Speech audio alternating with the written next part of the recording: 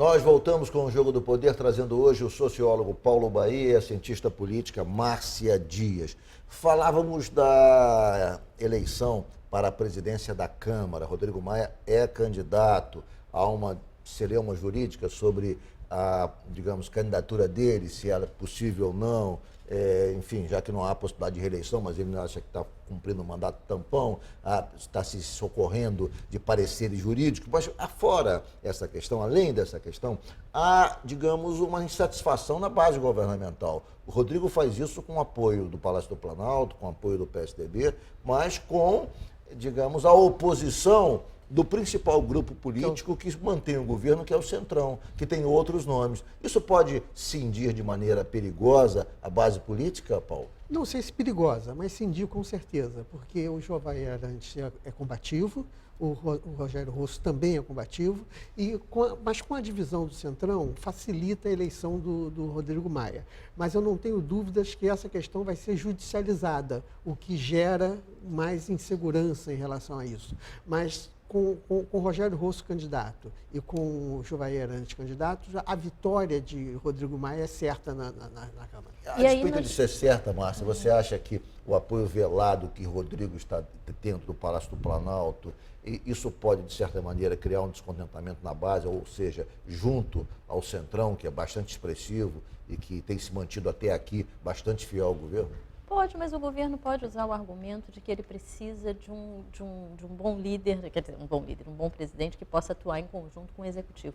Mas, sobretudo, o que agrava essa situação dos pareceres jurídicos e da disputa jurídica que vai haver é o que reforça o caráter de ilegitimidade de todo o sistema governamental, né? Você já tem um processo de impeachment que levou o presidente Michel Temer ao cargo que hoje ocupa, que é questionado pela oposição e por vários setores da sociedade. Sim. E agora, no Legislativo, estão tentando fazer ajustes, né, novamente mexidas ou interpretações muito folgadas ou flexíveis, né, da Constituição, de modo a cumprir os interesses, no caso do Executivo e do próprio Legislativo. Isso pode gerar, além dessa insatisfação no próprio Centrão, aumentar a ilegitimidade de todo o sistema, né? E aí você tem agora Executivo e Legislativo tentando, de alguma maneira, jogar com as regras constitucionais de modo a cumprir os seus interesses. Isso gera uma imagem bastante negativa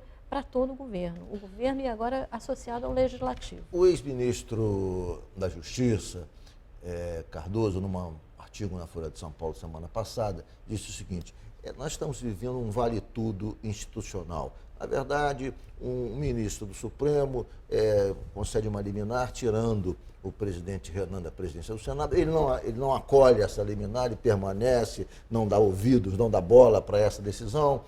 Nós temos um outro ministro do Supremo que, na verdade, anula uma decisão legítima do Congresso, no caso da votação da lei de abuso de autoridade, dizendo que ela teve uma tramitação equivocada, ou seja, uma clara intromissão num assunto de competência do Congresso. Ou seja, há um vale-tudo que, segundo ele, a origem disso é o próprio impeachment, que também é muito questionado, ou seja, se o impeachment aconteceu daquela forma, por que não aconteceria coisas menores? Ou seja, há uma clara invasão de competência entre os poderes, o legislativo invadindo, o judiciário invadindo competências do legislativo, e o legislativo também, toda vez que há algum problema, se socorre do judiciário, judicializando quase tudo. Quer dizer, até que ponto isso é procedente, Paulo?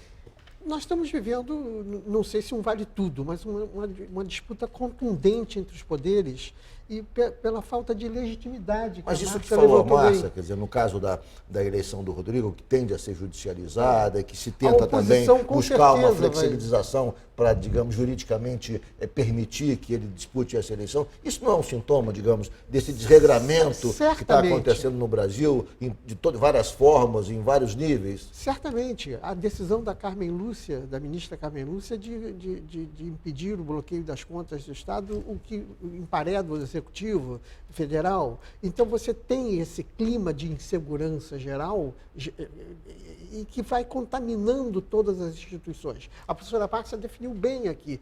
Você tem um vício de origem, e nesse vício de origem todas as decisões estão sendo contaminadas nesse processo. E é evidente que uma decisão que traz agora o Legislativo para um processo que certamente será judicializado, nós já sabemos que será judicializado, talvez não pelo Centrão, mas pela oposição com certeza, gera essa insegurança que nós estamos vendo e esse quase vale tudo das instituições. Eu queria complementar o Paulo dizendo exatamente, retomando a sua primeira pergunta. 2017 é uma continuidade, parece que 2016 não acabou e não dá sinais de que vai acabar.